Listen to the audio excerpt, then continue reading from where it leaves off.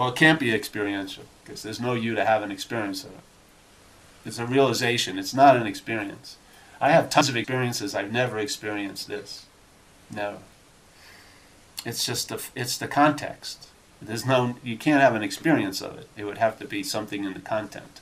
It's the context. It's a being. It's not qualified in time as something that happened. I had an experience and then it stops happening. It's always so. You can't have an experience. That's why we miss it. It's really like that. It's like if there was a buzz that was always on, you wouldn't notice it. Would you? Just like gravity. You don't notice the effects of gravity because you're always under the effects. If you went up into space, then you'd realize, Jesus, now I have a sense of the presence of gravity by its absence. That's exactly what I'm saying. By this, seeing this, and then entertaining its absence, that's the sense of the presence of everything.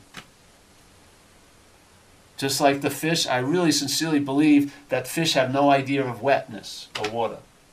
They're totally immersed in it their whole life. They have no idea what it's like to be wet because they've never had an experience of being wet because it's been continually wetness. Yeah? There's never been a moment when it hasn't been wet. Maybe they'll have an experience when they're on the deck of a boat flapping around, and it's probably a very rude awakening. But in a sense, they probably never had an experience of being wet, and yet they're wet constantly. That's exactly what we're like. We're drenched in this space or presence, and yet we're acting as if we're dry. You sense the presence, and then you realize that presence is your absence. When this is absent, which it inherently is, it doesn't have to appear to be absent to you. It's absent. Yeah? Then the every-awareness is always available at all times.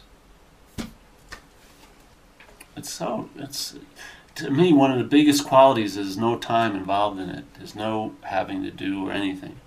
It extracts the idea of time. Even that thing we call a pause, P-A-U-S-E. A pause, in a sense, is like a timeless moment.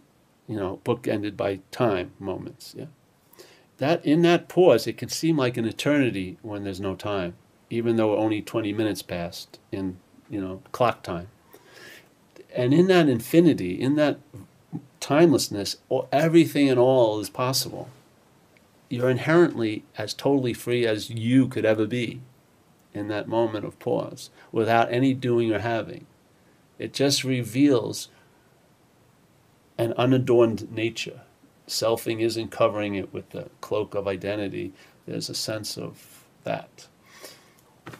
Yeah, that's always available at all times. They took us to Walmart for some strange reason. And when I walked in there, I never saw something that was so full, so empty. Yeah? Its fullness, I got its absence.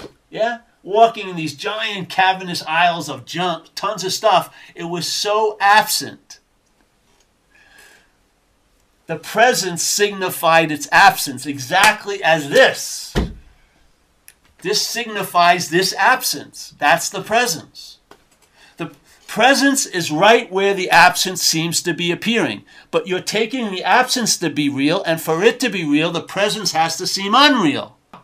It's immediate. It slaps you. That's why one of the reasons I call it Zen bitch slap. It startles the verb of selfing into submission because a verb can stop. Yeah? In that stop, what seems to be so present with all this yapping going on is seen as absent. That's the presence. People are waiting for their head to tell them they've arrived. Your head's never going to be convinced this message. Because it's not about being convinced or unconvinced. It's a recognition of an optionless situation. You are that. There's no choices. In every moment of your day, weren't you there? In every relationship that sucked, if you looked at them, which was the one constant in them all? You. You call it your life, but you don't recognize the inness of it, do you? It's so amazing. We call life our life, and yet we don't have any experience of really being in it. We have an experience of it happening to us, but we don't get a sense that we're in it. But we're adamant about calling it your life. When you're truly in it, when you realize life is just happening. When it's happening to you, you're not in it at all. You're just reacting to an interpretation about it.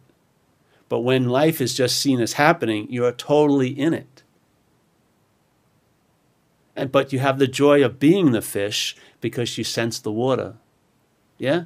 You're swimming around, having contact with the shells and everything, but you got a double bonanza. You sense the water. You sense the context from which you are. Yeah? As you're appearing to be a fish.